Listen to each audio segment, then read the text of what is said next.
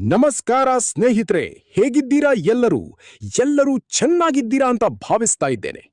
ದೈವಿಕ ಮಾರ್ಗದ ಮತ್ತೊಂದು ಅದ್ಭುತವಾದ ವಿಡಿಯೋಗೆ ನಿಮಗೆಲ್ಲರಿಗೂ ಹಾರ್ದಿಕ ಸ್ವಾಗತ ಸ್ನೇಹಿತರೆ. ನಮಸ್ಕಾರ ಆತ್ಮೀಯ ಬಂಧುಗಳೇ. ಇಂದು ನಾವು ರಾಶಿಚಕ್ರದ 5ನೇ ಮತ್ತು ಅತ್ಯಂತ ಆಕರ್ಷಕ ರಾಶಿಯಾದ ಸಿಂಹ ರಾಶಿಯ ಬಗ್ಗೆ ಸಂಪೂರ್ಣವಾಗಿ ತಿಳಿದುಕೊಳ್ಳೋಣ. ಸಿಂಹ ರಾಶಿಯ ಚಿಹ್ನೆ ಸಿಂಹ. ಕಾಡಿನ ರಾಜನಾದ ಸಿಂಹವು ಹೇಗೆ ತನ್ನ ಒಂದು ಗರ್ಜನೆಯಿಂದ ಇಡೀ ಕಾಡನ್ನು ತನ್ನತ್ತ ತಿರುಗಿ ನೋಡುವಂತೆ ಮಾಡುತ್ತದೆಯೋ, ಹಾಗೆಯೇ ಸಿಂಹ ರಾಶಿಯವರು ತಾವು ಹೋದ ಕಡೆಯಲ್ಲೆಲ್ಲ ಎಲ್ಲರ ಗಮನವನ್ನು ತಮ್ಮತ್ತ ಸೆಳೆಯುತ್ತಾರೆ. ಅವರು ಗುಂಪಿನಲ್ಲಿ ಒಬ್ಬರಾಗಿ ಇರಲು ಎಂದಿಗೂ ಬಯಸುವುದಿಲ್ಲ. ಬದಲಾಗಿ ಆ ಗುಂಪನ್ನು ಮುನ್ನಡೆಸುವ ನಾಯಕರಾಗಿರಲು ಇಷ್ಟಪಡುತ್ತಾರೆ. ಇವರದ್ದು ನೇರವಾದ ನಡೆ, ಎದುರಾಳಿ ಎಷ್ಟೇ ಬಲಿಷ್ಠನಾಗಿದ್ದರೂ ಹೆದರದ ಎದೆಗಾರಿಕೆ. ಈ ರಾಶಿಯ ಅಧಿಪತಿ ನವಗ್ರಹಗಳ ರಾಜನಾದ ಸೂರ್ಯದೇವ. ಸೂರ್ಯ ಹೇಗೆ ಇಡೀ ಜಗತ್ತಿಗೆ ಬೆಳಕು ಮತ್ತು ಶಕ್ತಿಯನ್ನು ನೀಡುತ್ತಾನೋ, ಅದೇ ರೀತಿ ಸಿಂಹ ರಾಶಿಯವರು ತಮ್ಮ ಸುತ್ತಲಿನ ಜನರಿಗೆ ಆಶಾಕಿರಣವಾಗಿರುತ್ತಾರೆ. ಅವರಲ್ಲಿ ಹುಟ್ಟಿನಿಂದಲೇ ಒಂದು ತೇಜಸ್ಸು, ಆಕರ್ಷಣೆ ಇರುತ್ತದೆ. ಆದರೆ ಸೂರ್ಯನ ಪ್ರಖರತೆ ಕೆಲವೊಮ್ಮೆ ಸುಡುವಂತೆಯೂ ಇರುತ್ತದೆ. ಅದೇ ರೀತಿ ಸಿಂಹ ರಾಶಿಯವರ ಅಧಿಕಾರಯುತ ಮಾತುಗಳು ಮತ್ತು ನೇರ ವರ್ತನೆ ಕೆಲವರಿಗೆ ಇವರನ್ನು ಅಹಂಕಾರಿ ಮತ್ತು ತನ್ನ ಬಗ್ಗೆ ತಾನೇ ಕೊಚ್ಚಿಕೊಳ್ಳುವವನು ಎಂದು ತಪ್ಪಾಗಿ ಅರ್ಥೈಸಿಕೊಳ್ಳುವಂತೆ ಮಾಡುತ್ತದೆ. ಆದರೆ ಇಲ್ಲಿದೆ ನೋಡಿ ಸಿಂಹ ರಾಶಿಯವರ ಮೊದಲನೇ ದೊಡ್ಡ ತಿರುವು. ಪ್ರಪಂಚ ಅಂದುಕೊಂಡಂತೆ ಇವರು ಕೇವಲ ಗರ್ವದವರಲ್ಲ, ಕಲ್ಲರಳಿ ಹೂವಾದಂತೆ. ಇವರ ಕಠಿಣವಾದ ಹೊರಗಿನ ಮುಖವಾಡದ ಹಿಂದೆ ಒಂದು ಅತ್ಯಂತ ಮೃದುವಾದ, ಕರುಣಾಮಯಿ ಮತ್ತು ವಿಶಾಲವಾದ ಹೃದಯ ಅಡಗಿದೆ. ಹೊರಗಿನ ಪ್ರಪಂಚಕ್ಕೆ ತಾವು ಬಲಶಾಲಿ, ತಮಗೆ ಯಾವುದೇ ನೋವಿಲ್ಲ ಎಂದು ತೋರಿಸಿಕೊಳ್ಳುವ ಈ ಸಿಂಹ ರಾಶಿಯವರು ಒಂಟಿಯಾದಾಗ ಯಾರಿಗೂ ಕಾಣದಂತೆ ಕಣ್ಣೀರು ಸುರಿಸುವ ಸೂಕ್ಷ್ಮಜೀವಿಗಳು. ಯಾರ ಮುಂದೆಯೂ ತಲೆಬಾಗದ ಇವರು ಪ್ರೀತಿ ಮತ್ತು ವಿಶ್ವಾಸಕ್ಕಾಗಿ ಮಾತ್ರ ಮಗುವಿನಂತೆ ಹಾತೊರೆಯುತ್ತಾರೆ. ಕಷ್ಟದಲ್ಲಿರುವವರ ಕಣ್ಣೀರು ಒರೆಸುವ ಇವರ ಕಣ್ಣೀರನ್ನು ಒರೆಸುವವರು ಮಾತ್ರ ಯಾರೂ ಇರುವುದಿಲ್ಲ. ಇದೇ ಇವರ ಜೀವನದ ಅತಿದೊಡ್ಡ ವಿಪರ್ಯಾಸ.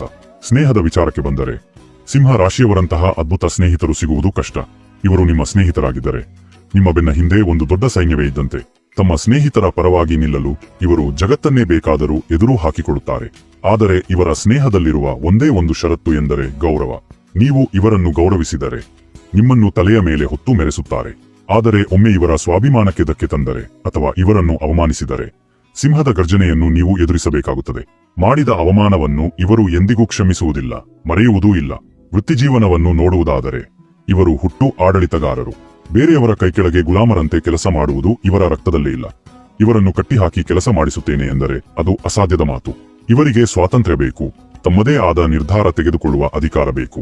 ಹಾಗಾಗಿ ಇವರು ರಾಜಕೀಯ, ಉನ್ನತ ಮಟ್ಟದ ಆಡಳಿತ, ಸರ್ಕಾರಿ ಉದ್ಯೋಗ, ಕಲೆ, ಸಿನಿಮಾ ಮತ್ತು ಸ್ವಂತ ವ್ಯವಹಾರದಲ್ಲಿ ಅದ್ಭುತವಾದ ಯಶಸ್ಸನ್ನು ಸಾಧಿಸುತ್ತಾರೆ.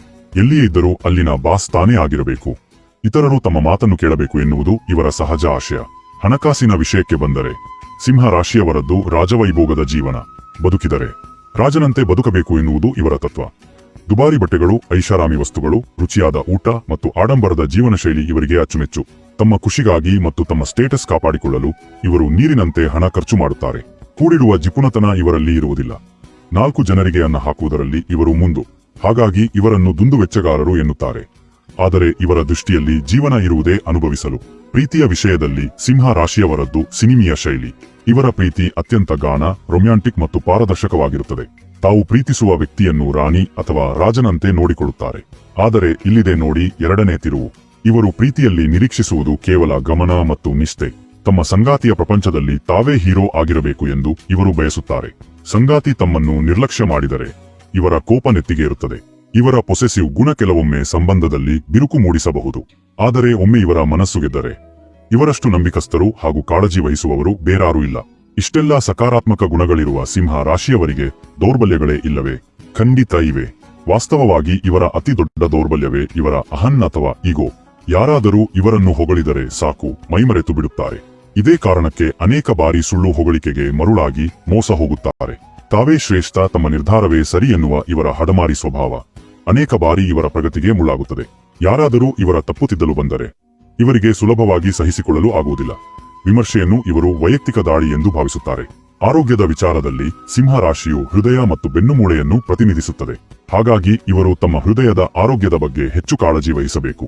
ಅಧಿಕ ರಕ್ತದೊತ್ತಡ, ಬೆನ್ನು ನೋವು, ಕಣ್ಣಿನ ಸಮಸ್ಯೆಗಳು ಮತ್ತು ಅತಿಯಾದ ಉಷ್ಣಾಂಶದಿಂದ ಬರುವ ಕಾಯಿಲೆಗಳು ಇವರನ್ನು ಹೆಚ್ಚಾಗಿ ಕಾಡಬಹುದು. ಇವರು ತಮ್ಮ ಕೋಪವನ್ನು ನಿಯಂತ್ರಿಸಿ ಅತಿಯಾದ ಮಾನಸಿಕ ಒತ್ತಡವನ್ನು ಕಡಿಮೆ ಮಾಡಿಕೊಳ್ಳುವುದು ಬಹಳ ಮುಖ್ಯ. ಬನ್ನಿ ಈಗ ಸಿಂಹ ರಾಶಿಯವರ ಜೀವನದ ಅಂತಿಮ ಮತ್ತು ಅತ್ಯಂತ ದೊಡ್ಡ ತಿರುವಿನ ಬಗ್ಗೆ ಮಾತನಾಡೋಣ. ಯೌವನದಲ್ಲಿ ಸಿಂಹ ರಾಶಿಯವರು ಸಾಕಷ್ಟು ತಪ್ಪುಗಳನ್ನು ಮಾಡುತ್ತಾರೆ.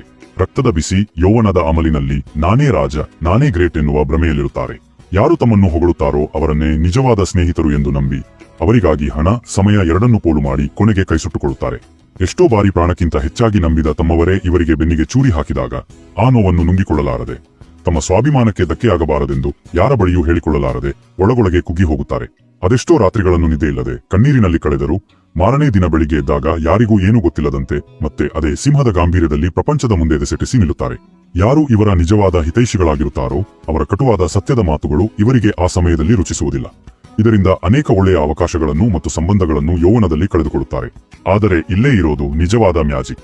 ವಯಸ್ಸು ಹೆಚ್ಚಾದಂತೆ ಸಾಮಾನ್ಯವಾಗಿ 32 ರಿಂದ 36 ವರ್ಷಗಳ ನಂತರ ಇವರ ಜೀವನದಲ್ಲಿ ಒಂದು ಅದ್ಭುತವಾದ ಮಾಗುವಿಕೆ ಬರುತ್ತದೆ. ಬಿದ್ದ ಪೆಟ್ಟುಗಳು ಮತ್ತು ತಿಂದ ನೋವುಗಳು ಇವರಿಗೆ ನಿಜವಾದ ಪ್ರಪಂಚದ ದರ್ಶನ ಮಾಡಿಸುತ್ತವೆ. ಸುಳ್ಳು ಹೊಗಳಿಕೆಯ ಮುಖವಾಡಗಳನ್ನು ಗುರುತಿಸುವ ಶಕ್ತಿ ಇವರಿಗೆ ಬರುತ್ತದೆ. ಆ ನಂತರ ಇವರ ನಿಜವಾದ ಆಡಳಿತ ಶುರುವಾಗುತ್ತದೆ. ಯೌವನದ ಅಹಂಕಾರವು ಮಾಗಿದ ನಾಯಕತ್ವವಾಗಿ ಬದಲಾಗುತ್ತದೆ. ಯಾರು ಇವರನ್ನು ಗರ್ವಿಷ್ಠರು, ಅಹಂಕಾರಿಗಳು ಎಂದು ದೂರ ಮಾಡಿದರೋ ಅವರೇ ಇವರ ವ್ಯಕ್ತಿತ್ವದ ಎತ್ತರವನ್ನು ನೋಡಿ ತಲೆದೂಗುವಂತೆ ಬೆಳೆದು ನಿಲ್ಲುತ್ತಾರೆ. ಉತ್ತರಾರ್ಧದ ಜೀವನದಲ್ಲಿ ಇವರು ಸಮಾಜದಲ್ಲಿ ದೊಡ್ಡ ಹೆಸರು ಮತ್ತು ಕೀರ್ತಿಯನ್ನು ಸಂಪಾದಿಸುತ್ತಾರೆ. ಸಿಂಹ ರಾಶಿಯವರು ತಮ್ಮ ಜೀವನವನ್ನು ಇನ್ನಷ್ಟು ಯಶಸ್ವಿಗೊಳಿಸಲು ಕೆಲವು ಸಲಹೆಗಳು ಹೀಗಿವೆ. ನಿಮ್ಮನ್ನು ಹೊಗಳುವವರೆಲ್ಲರೂ ನಿಮ್ಮ ಹಿತೈಷಿಗಳಲ್ಲ ಎಂಬುದನ್ನು ಅರಿತುಕೊಳ್ಳಿ. ಸುಳ್ಳು ಹೊಗಳಿಕೆಗೆ ಮರುಳಾಗಬೇಡಿ. ನಿಮ್ಮ ಅಹನ್ನನ್ನು ಸ್ವಲ್ಪ ಬದಿಗಿಟ್ಟು ಇತರರ ಒಳ್ಳೆಯ ಸಲಹೆಗಳನ್ನು ಮತ್ತು ವಿಮರ್ಶೆಗಳನ್ನು ಸ್ವೀಕರಿಸುವ ಮನೋಭಾವ ಬೆಳೆಸಿಕೊಳ್ಳಿ. ಇಂದಿನ ಆಡಂಬರಕ್ಕಾಗಿ ಭವಿಷ್ಯದ ಉಳಿತಾಯವನ್ನು ಮರೆಯಬೇಡಿ. ಪ್ರತಿದಿನ ಬೆಳಿಗ್ಗೆ ಸೂರ್ಯ ನಮಸ್ಕಾರ ಮಾಡುವುದು ಮತ್ತು ಭಾನುವಾರ ಆದಿತ್ಯ ಹೃದಯ ಸ್ತೋತ್ರವನ್ನು ಪಠಿಸುವುದರಿಂದ ನಿಮ್ಮ ಆತ್ಮವಿಶ್ವಾಸ ದುಪ್ಪಟ್ಟಾಗುತ್ತದೆ ಮತ್ತು ಅದೃಷ್ಟ ಒಲಿಯುತ್ತದೆ. ಒಟ್ಟಾರೆಯಾಗಿ ಹೇಳಬೇಕೆಂದರೆ ಸಿಂಹ ರಾಶಿ ಎಂದರೆ ಕೇವಲ ದರ್ಪ ಅಥವಾ ಅಹಂಕಾರವಲ್ಲ. ಅವರೊಳಗೆ ಒಂದು ಮಗುವಿನಂತಹ ನಿಷ್ಕಪಟ ಮನಸ್ಸಿದೆ. ಎಲ್ಲರನ್ನೂ ಕಾಪಾಡುವ ಜವಾಬ್ದಾರಿಯುತ ನಾಯಕನಿದ್ದಾನೆ ಮತ್ತು ಅನ್ಯಾಯವನ್ನು ಕಂಡರೆ ಸಿಡಿದೇಳುವ ಸ್ವಾಭಿಮಾನಿ ಇದ್ದಾನೆ. ಎಷ್ಟೇ ನೋವಿದ್ದರೂ ಹೊರಗೆ ನಗುತ್ತಾ ಕಷ್ಟದಲ್ಲಿರುವವರಿಗೆ ಆಸರೆಯಾಗುವ ದಾನಶೂರ ಕರ್ಣನಿದ್ದಾನೆ. ಮುಂದಿನ ಬಾರಿ ನೀವು ಯಾವುದೇ ಸಿಂಹ ರಾಶಿಯವರನ್ನು ಭೇಟಿಯಾದಾಗ ಅವರ ಗಾಂಭೀರ್ಯದ ಹಿಂದಿರುವ ಆ ಒಂಟಿತನವನ್ನು ಮತ್ತು ಮೃದುವಾದ ಹೃದಯವನ್ನು ಅರ್ಥಮಾಡಿಕೊಳ್ಳಲು ಪ್ರಯತ್ನಿಸಿ. ಸಿಂಹ ರಾಶಿಯವರ ಬಗ್ಗೆ ತಿಳಿಸಿದ ಈ ಮಾಹಿತಿ ನಿಮಗೆ ಇಷ್ಟವಾಗಿದ್ದರೆ ಇದೇ ತರಹದ ಜ್ಯೋತಿಷ್ಯಕ್ಕೆ ಸಂಬಂಧಪಟ್ಟಂತಹ ಆಸಕ್ತಿದಾಯಕ ವಿಡಿಯೋಗಳನ್ನು ನೋಡಲು ನಮ್ಮ ಚಾನೆಲ್ಗೆ ಸಬ್ಸ್ಕ್ರೈಬ್ ಆಗಿ, ವಿಡಿಯೋಗೆ ಒಂದು ಲೈಕ್ ಕೊಡಿ ಮತ್ತು ನಿಮ್ಮ ಸ್ನೇಹಿತರೊಂದಿಗೆ ಶೇರ್ ಮಾಡಿ. ಧನ್ಯವಾದಗಳು.